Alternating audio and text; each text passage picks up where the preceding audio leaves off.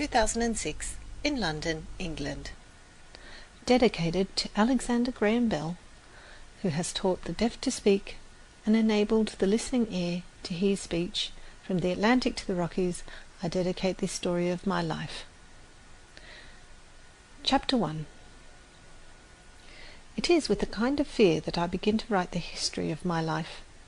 I have, as it were, a superstitious hesitation in lifting the veil that clings about my childhood like a golden mist.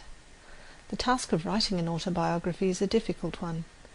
When I try to classify my earliest impressions, I find that fact and fancy look alike across the years that link the past with the present. The woman paints the child's experiences in her own fantasy. A few impressions stand out vividly from the first years of my life, but the shadows of the prison house are on the rest.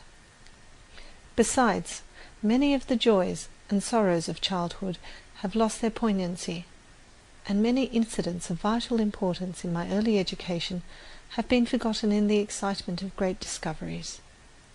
In order, therefore, not to be tedious, I shall try to present in a series of sketches only the episodes that seem to me to be the most interesting and important. I was born on June 27, 1880, in Tuscumbia, a little town of northern Alabama. The family on my father's side is descended from Caspar Keller, a native of Switzerland who settled in Maryland. One of my Swiss ancestors was the first teacher of the deaf in Zurich and wrote a book on the subject of their education, rather a singular coincidence, though it is true that there is no king who has not had a slave among his ancestors, and no slave who has not had a king among his.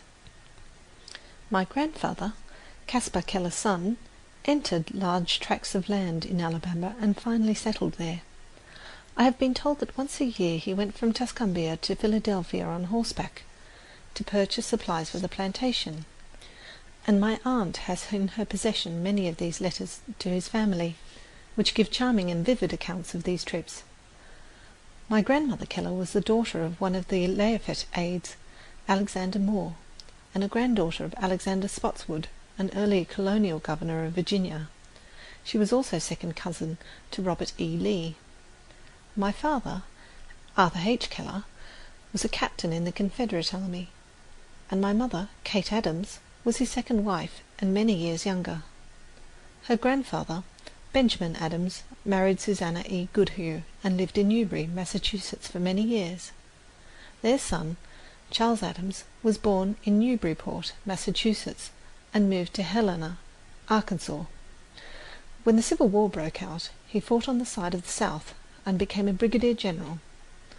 He married Lucy Helen Everett, who belonged to the same family of Everetts as Edward Everett and Dr. Edward Everett Hale.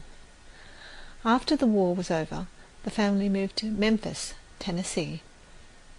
I lived, up to the time of the illness that deprived me of my sight and hearing, in a tiny house consisting of a large square room and a small one in which the servants slept. It is a custom in the South to build a small house near the homestead as an annex to be used on occasion. Such a house my father built after the Civil War, and when he married my mother they went to live in it. It was completely covered with vines, climbing roses and honeysuckles. From the garden it looked like an arbour. The little porch was hidden from view by a screen of yellow roses and southern smilax. It was a favourite haunt of hummingbirds and bees. The Keller homestead, where the family lived, was a few steps from our little rose bower. It was called Ivy Green, because the house and the surrounding trees and fences were covered with beautiful English ivy. Its old-fashioned garden was the paradise of my childhood.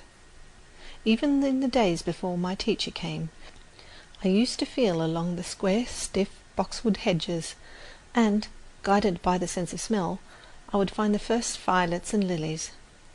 There too, after a fit of temper, I went to find comfort and to hide my hot face in the cool leaves and grass.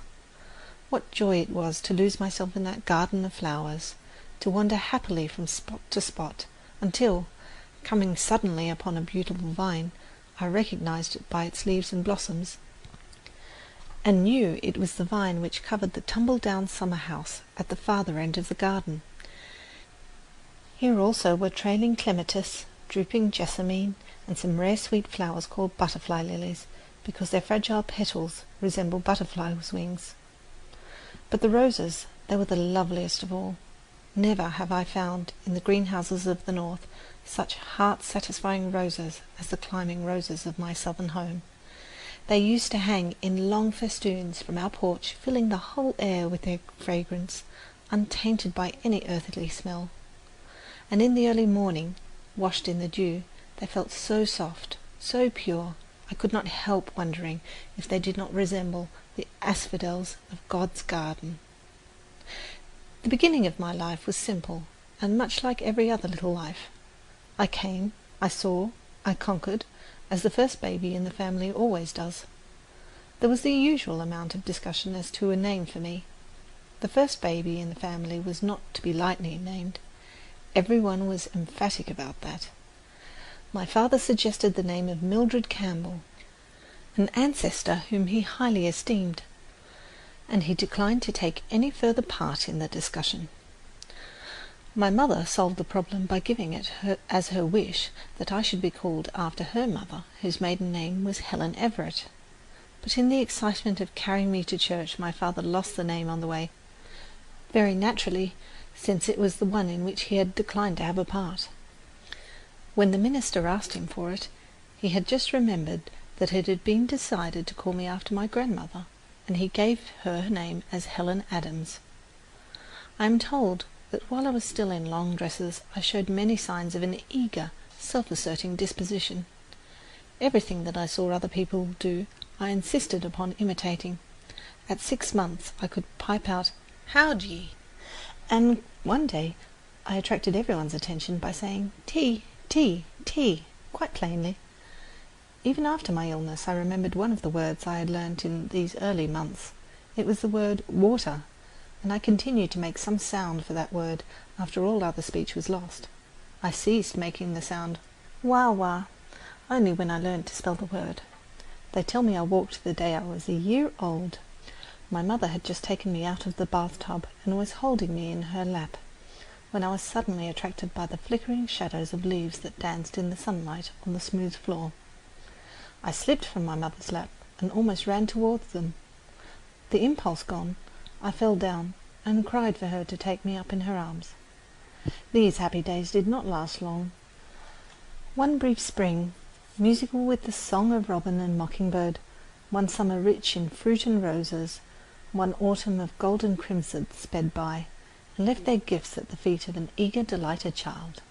Then, in the dreary month of February, came the illness which closed my eyes and ears and plunged me into the unconsciousness of a newborn baby. They called it acute congestion of the stomach and brain. The doctor thought I could not live. Early one morning, however, the fever left me as suddenly and mysteriously as it had come. There was great rejoicing in the family that morning, but no one, not even the doctor, knew that I should never see or hear again. I fancy I still have confused recollections of that illness. I especially remembered the tenderness with which my mother tried to soothe me in my waking hours of fret and pain, and the agony and bewilderment with which I awoke after a tossing half-sleep, and turned my eyes so dry and hot to the wall, away from the once-loved light, which came to me dim and yet more dim each day.